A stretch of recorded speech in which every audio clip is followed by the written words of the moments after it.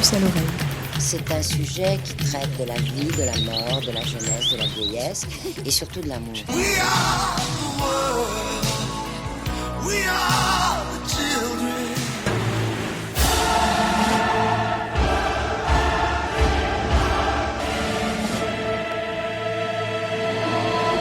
La puce à l'oreille sur Radioscope Sensé.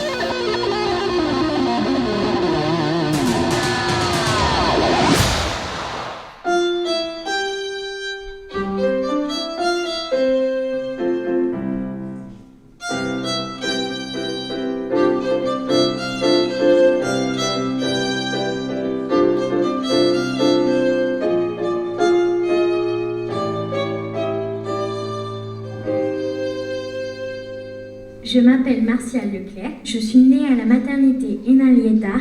À l'époque, les bébés restaient 15 jours, puis rejoignaient le concours familial situé à la cité Crombé, où j'habite depuis 72 ans. Je suis l'un des 4 derniers mineurs sur 311.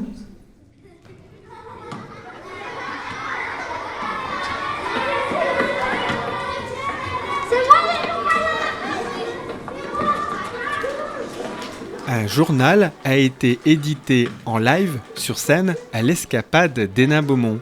Il s'agissait d'une restitution du travail fait avec les élèves de lycée, collège et école primaire réalisé avec Sidonie Hadou, journaliste en résidence sur le territoire Hénin-Carvin. Avant de retrouver ces journalistes en herbe, quelques explications de Sidonie Hadou. Alors le but de la résidence, c'était déjà de faire découvrir un peu le métier de journaliste et surtout la fabrique de l'information. Comment est-ce qu'on fabrique l'information ? Ensuite de produire du contenu, mais que ce soit pas moi qui le produise, mais que ce soit les personnes avec qui je travaille sur le territoire qui le produisent et qu'on co-réalise ensemble des reportages.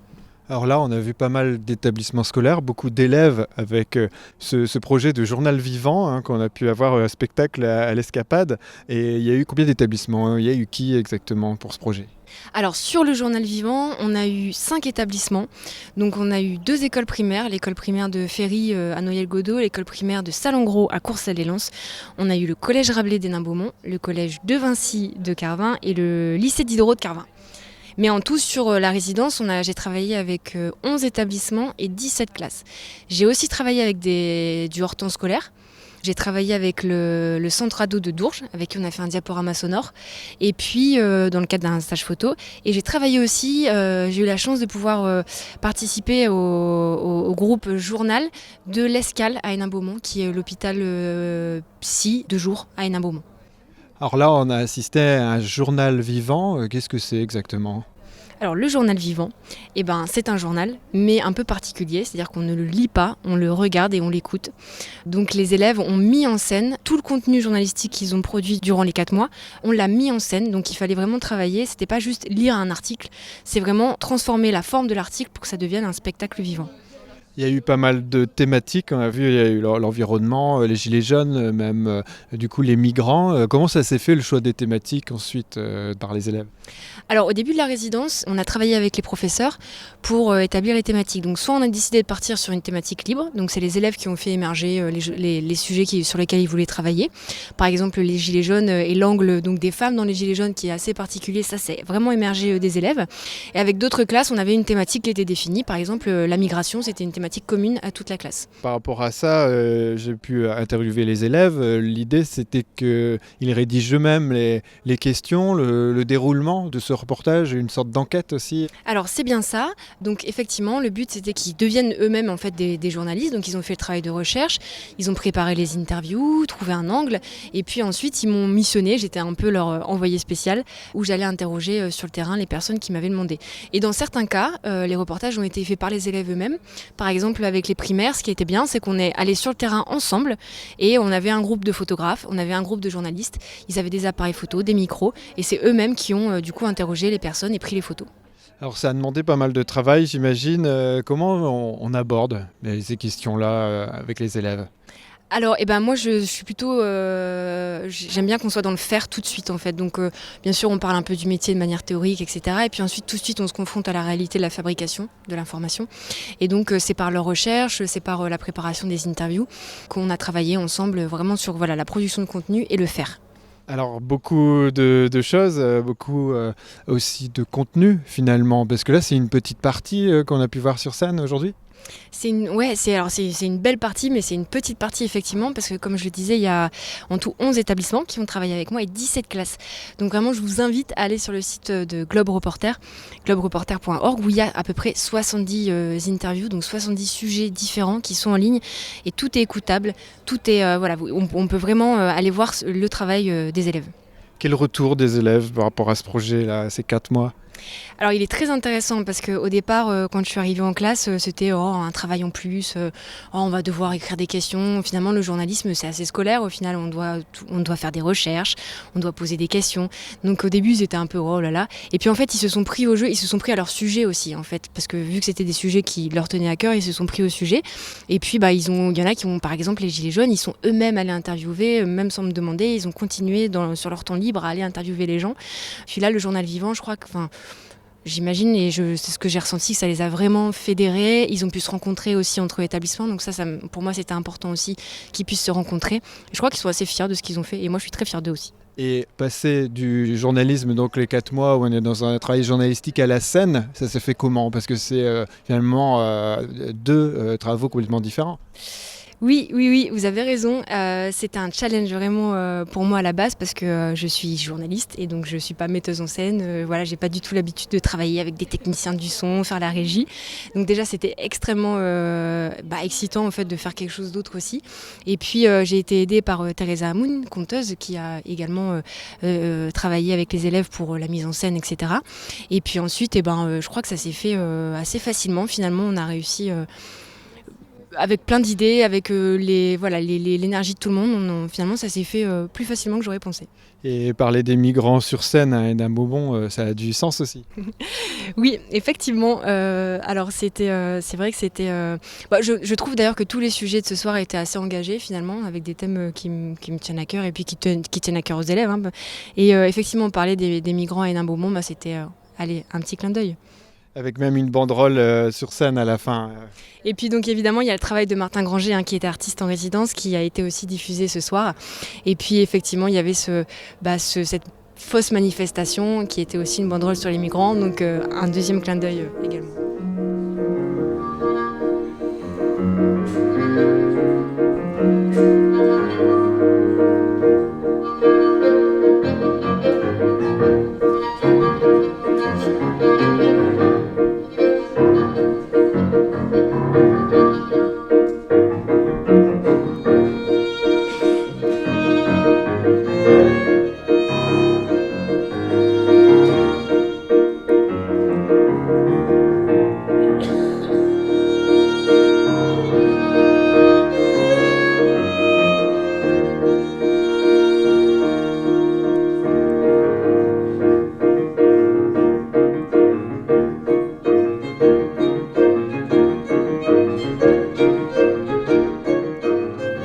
Ce journal vivant sur la scène de l'Escapade d'Hénin-Beaumont s'est fait aussi avec les artistes en résidence sur le territoire hénin-carvin. Margot Liénard, violoniste, Teresa Hamoun, conteuse, et Martin Granger, artiste polymorphe. Et les acteurs principaux étaient les élèves des écoles. Bonjour, je m'appelle Goumida Tanis, 4e. Ronex Céline, pareil, 4e à Hénin-Beaumont, au collège François Rabelais.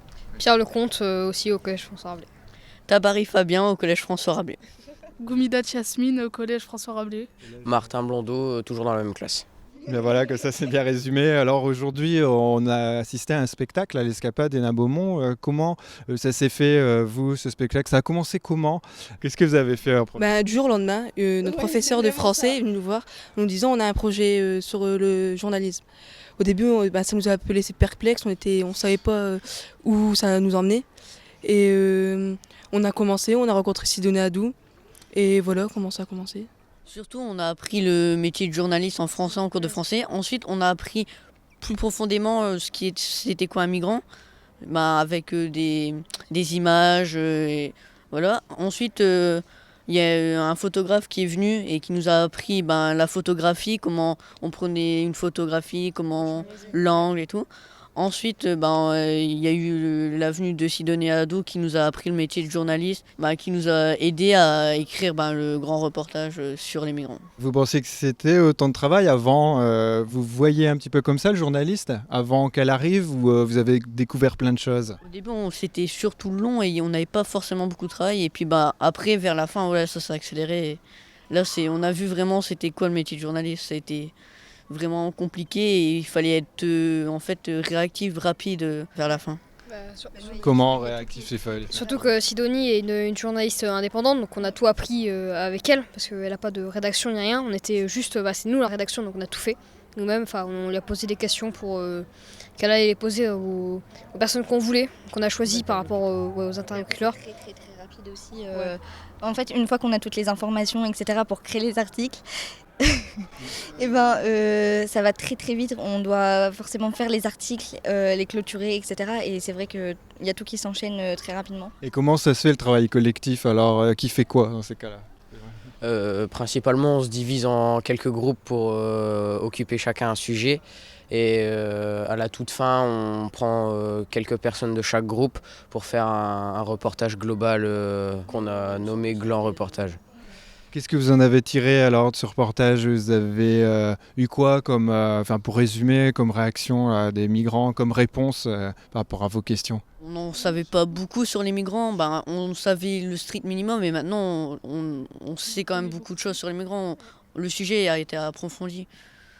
Et puis ces grands reportages, là, il faut aller plus loin, c'est ça que ce qu'on peut voir dans l'actualité. C'était ça le but aussi? Ouais, pour moi c'était ça. Ouais, c'est vraiment ça. Vous avez pu choisir ensuite le sujet, les intervenants? Comment ça s'est fait? On a un peu choisi avec les professeurs en même temps. Il fallait pas choisir un sujet un peu n'importe comment. Mais avec les professeurs, ils nous ont aidés pour nous orienter. Puis après, on a choisi le sujet, puis on a tout envoyé à Sidonie Ado. Les interlocuteurs, c'est nous on a choisi, sauf il y en a, ils voulaient pas ils n'avaient pas le temps. Voilà, donc les autres, c'est elle qui a choisi. Ça a demandé combien de temps tout ça? 4 mois, ça nous a demandé depuis 4 mois. Et combien de fois par semaine? Combien d'heures, vous savez? Ça dépend. 2 heures par semaine avec et voire 3 heures quand Sidonie Ado elle intervenait dans le collège. Sinon c'était 2 heures par semaine. Même les 2 dernières semaines, je crois qu'on a eu 4 heures. Dès qu'on avait commencé histoire géo, les matières principales qu'on étudiait, là on allait au CDI étudier les migrants, finir le projet plutôt. Qu'est-ce que vous en avez pensé? Alors vous, votre avis maintenant, pour terminer aussi.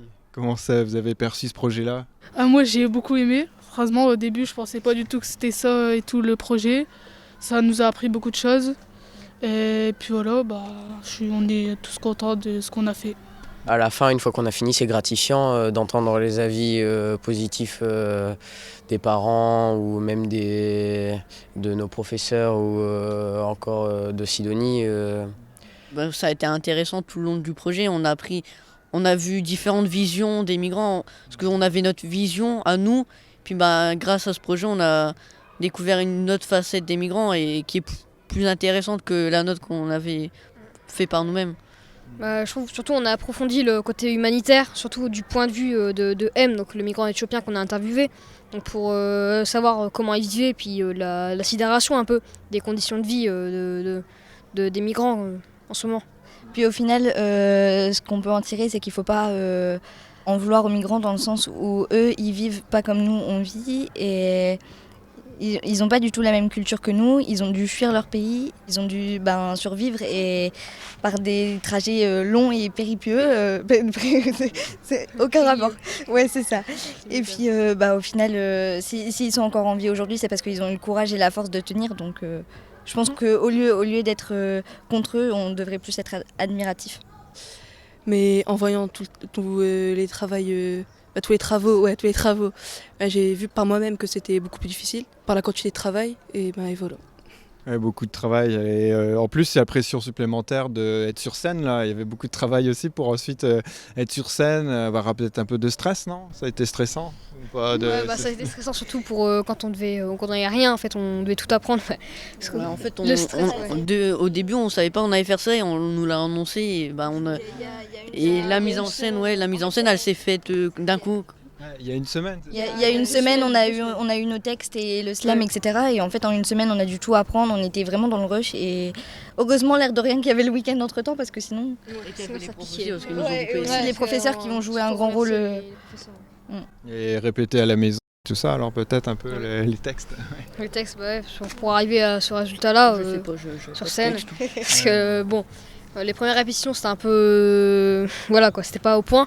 Parce qu'on avait le texte, on ne connaissait pas par cœur. Donc c'était pas... Voilà. Mais on est content du résultat final. Merci en tout cas d'avoir répondu à ces questions du côté de l'Escapade donc à Hénin-Beaumont. Merci.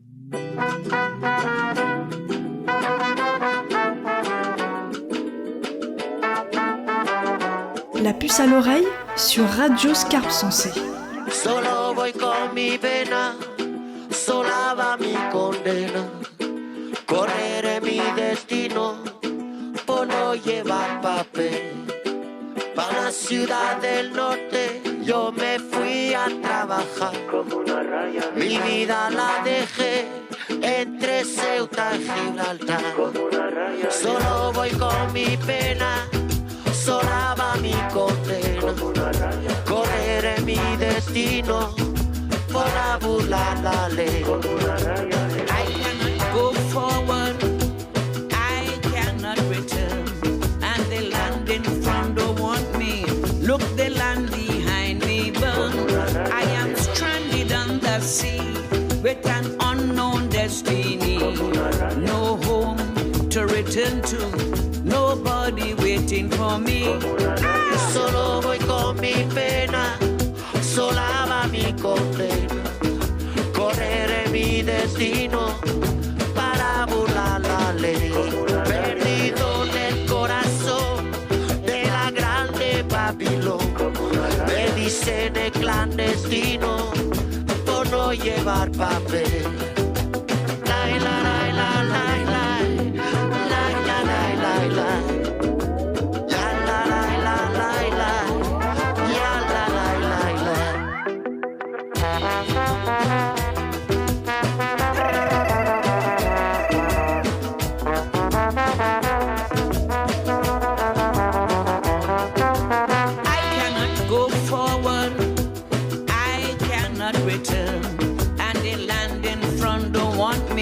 Look, the land behind me burn. We are stranded on the sea with my whole damn family. No home to return to, nobody waiting for me. Solo voy con mi pena, sola va mi condena. Correré mi destino, yo soy el quebralé.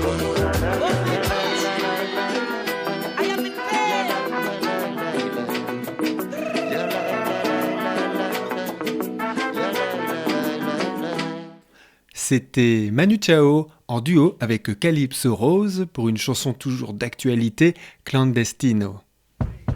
Radio Scarpe Sensée, la puce à l'oreille.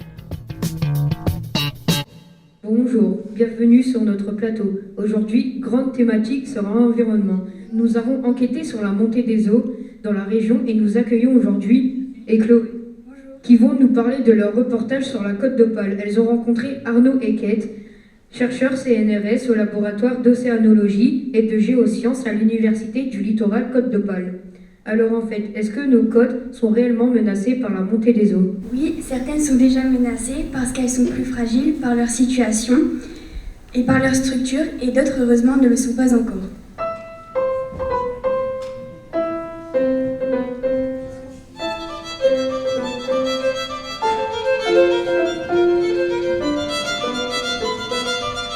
Sidonie Hadou était en résidence dans le bassin minier et a mis en place le journal vivant à l'Escapade d'Hénin-Beaumont, un projet en partenariat avec Globe Reporter, un programme d'éducation aux médias et à l'information, dont fait partie Alain de Valpo.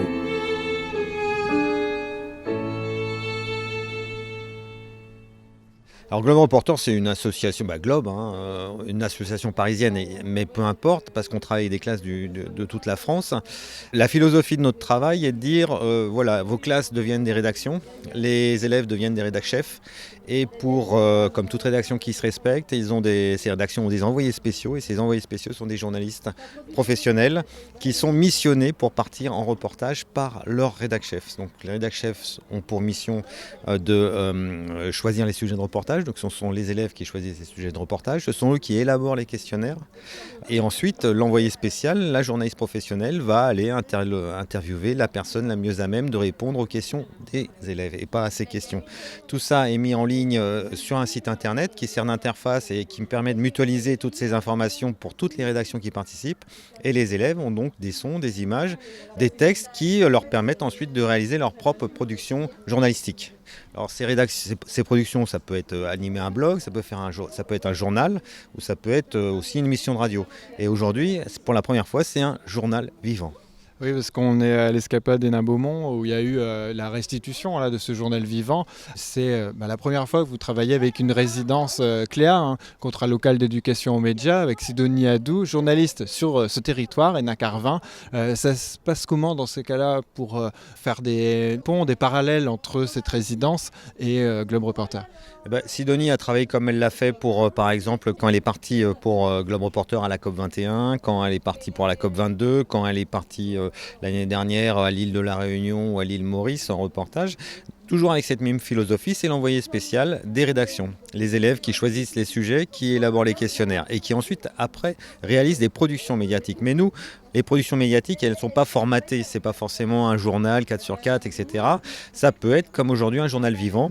Et ce journal vivant, c'est finalement la première fois que, quand on est journaliste, finalement, quand on écrit un journal, quand on fait une émission de radio, on a assez peu de retours. On n'a pas de retour du public, finalement. Ce n'est pas comme le chanteur, comme l'homme de théâtre. Donc, il y a toujours une distance. Et là, la distance est rompue aujourd'hui. Parce que sur scène, en fait, ils ont raconté leur reportage.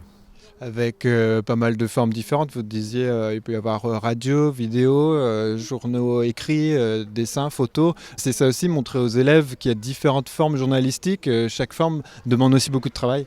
Alors effectivement, l'idée est de faire du multimédia aujourd'hui, travailler le son, l'image, la vidéo, le texte.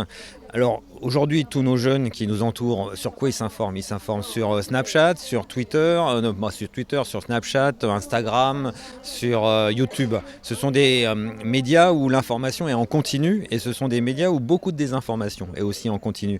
Donc il faut leur donner les outils pour avoir un esprit critique et pour non seulement ne pas tomber dans le piège des fake news et des théories complotistes, mais aussi leur donner finalement envie d'aller plutôt vers de l'info de qualité, leur redonner ce goût-là. Et en devenant par Globe Reporter, en travaillant par le faire, en devenant rédacteur en chef, en comprenant un peu la fabrique de l'information, ce goût-là renaît. Et je crois que c'est aussi ce qu'ils ont découvert à travers cette expérience, c'est que par exemple là sur l'histoire des migrants, ils sont partis un peu de de ce qu'on avait entendu, etc. Et puis finalement, en creusant, ils ont été voir plein de témoignages qui ont remis un peu les choses à leur place, et notamment à travers ce témoignage de M qui est aussi un témoignage très, très émouvant, mais aussi de ce marin pêcheur et puis de tous ceux qu'ils ont rencontrés.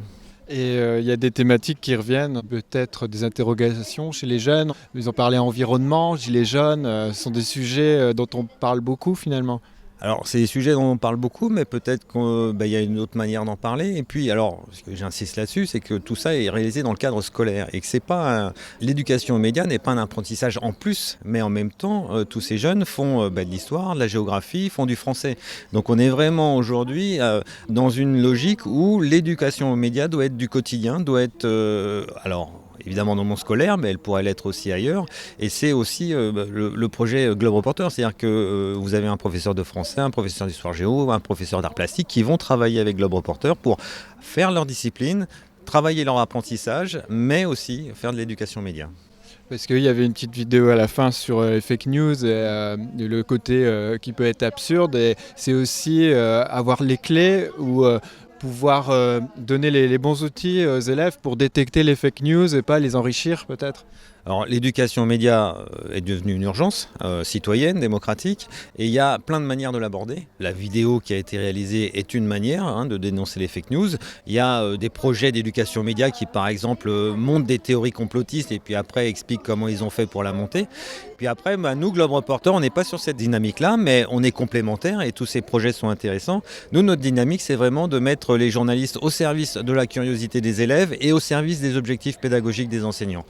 En parlant du journalisme, il y a une défiance envers le journalisme en général, et notamment par rapport aux grands médias. C'est aussi montrer qu'on peut faire des enquêtes, des sujets de fond, plutôt qu'avoir toujours du flux en direct qui commente l'actualité. Alors, en général, on se méfie de ce qu'on ne connaît pas, que ce soit des migrants ou les journalistes. À travers un projet comme celui-là, ils découvrent que faire un journal, c'est pas si simple que ça, qu'aller faire une enquête, c'est pas si simple que ça, que c'est un vrai travail. Et que pour faire ce vrai travail, il y a des gens qui font un vrai métier de journaliste. À partir du moment où ils ont compris ça, déjà ils vont avoir un regard un peu plus critique sur les informations qu'ils vont croiser par la suite. Et puis surtout, ils vont dire, ah ouais, mais quand même, c'est un travail. Et effectivement, on recrée aussi du lien entre le monde du journalisme et son lectorat, son auditorat. Et ça aussi, c'est quelque chose d'important. L'éducation aux médias, aujourd'hui, à mon avis, est une mission à la fois des enseignants, mais aussi des journalistes qui ont une responsabilité et doivent aller au devant des publics pour aussi expliquer leur métier. Et le faire dans des territoires différents aussi, que ce soit ruraux, urbains, plus isolés, sensibles, etc. Et même, ça a du sens finalement de faire même ici à Hénin-Beaumont. Ah ça a du sens bien sûr, et puis la manière dont nous, à Globe Reporter, on défend le journalisme, c'est du terrain, c'est aller sur des terrains de reportage, aller passer du temps avec les gens, leur poser des questions, les écouter. Donc voilà, nos reportages, alors cette année par exemple, Sidonie a travaillé sur le bassin minier, mais en même temps il y avait un journaliste qui est parti en Guinée-Conakry pendant 6 semaines, une autre qui est partie en Roumanie. On a aussi travaillé sur les élections européennes avec une correspondante à Bucarest, à Paris et à Bruxelles. Donc voilà, on est sur plusieurs, on va dire, modalités, mais toujours avec cette même philosophie qui est de dire les jeunes, les élèves, les Globe Reporters sont vraiment au cœur du projet. Et nous, journalistes, on se met à leur service, on met nos compétences techniques, nos compétences, nos carnets d'adresses pour aller chercher telle personne et telle autre, pour justement assouvir leur curiosité et vraiment décrypter l'information et vraiment leur redonner ce goût d'aller vers de la bonne information. La malbouffe, on sait que maintenant c'est des problèmes de santé, la malinfo, c'est aussi des problèmes de démocratie. Quel site internet pour retrouver tous les reportages ? Tous les reportages sont en ligne, donc en plus en accès libre, donc c'est une richesse qui peut se découvrir sur globereporter.org. Et j'imagine présence sur les réseaux sociaux aussi pour les plus jeunes ou autres ? Page Facebook, compte Twitter, Instagram, on commence. Alors on est aussi sur YouTube, on a une chaîne YouTube.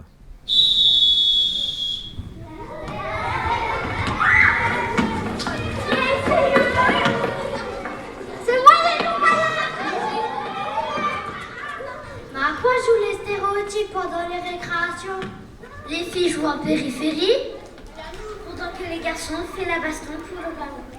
Pendant que Jade et Luna n'osent pas jouer au ballon. Mohamed Amin n'aime pas nager.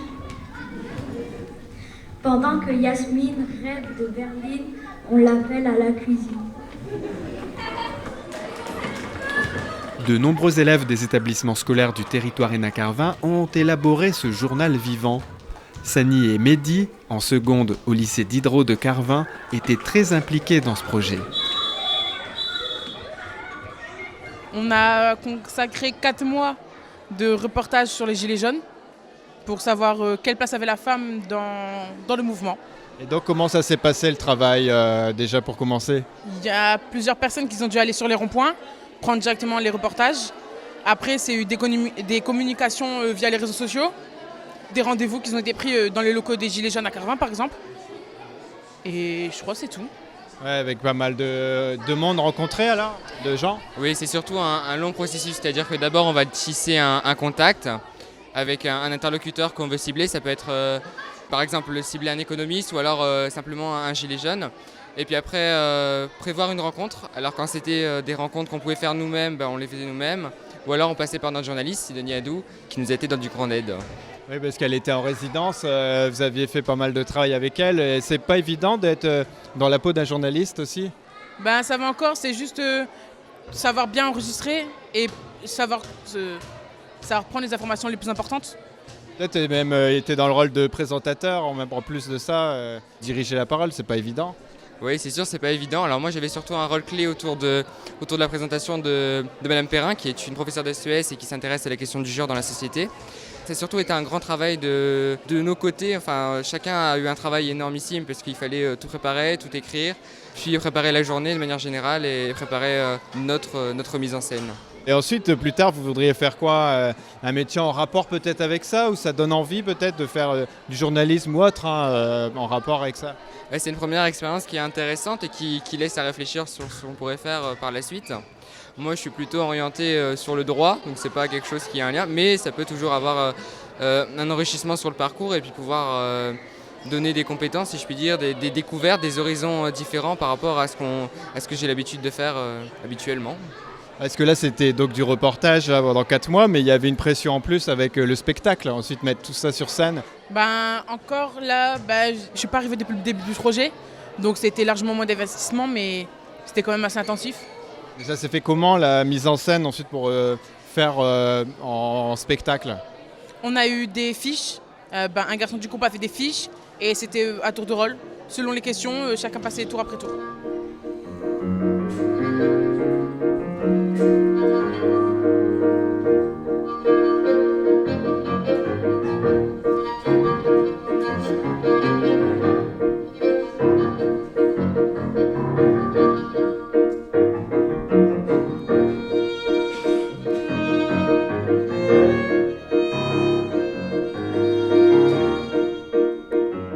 C'était un retour sur le journal vivant, spectacle qui a eu lieu sur la scène de l'Escapade d'Hénin Beaumont. C'était suite à un CLEA, contrat local d'éducation aux médias sur le territoire Hénin-Carvin.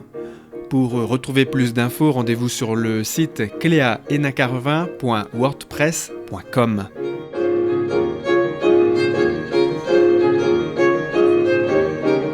Reportage réalisé par Jérôme Bailly de Radio Scarpe Sensée.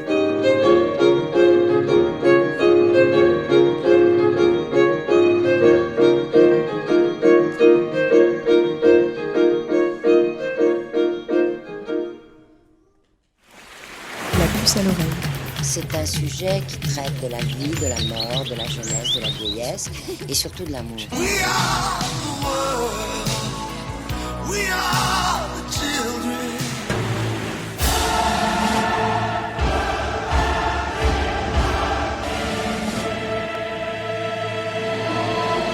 La puce à l'oreille sur Radio Scarpe Sensée.